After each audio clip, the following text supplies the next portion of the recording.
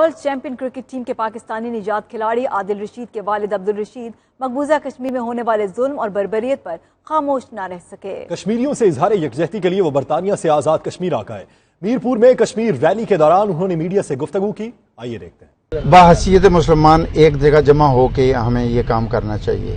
دیکھیں، جہاں ایک مسلمان کا درد ہو دوسرے کو وہاں آنا چاہیے۔ یہ تو ابھی دنیا میں سارے سب کہہ رہے ہیں، بول رہے ہیں، پریکٹیکلی جو کریں گے۔ دیکھو، ہمیں درد ہے، ہم وہاں سے آگے اسی سلسلے میں آئے ہیں۔ اگر میں ایز اے انڈیویجول آیا ہوں، اپنی ریلیف کے ذریعے سے بھی آیا ہوں، تو یہاں تو بڑی حکومتیں ہیں، ان کو بھی آنا چاہیے، بڑی آرگنائزیشن ہیں، ان کو بھی آنا چاہیے اور یہاں آگے کام کرنا چاہیے۔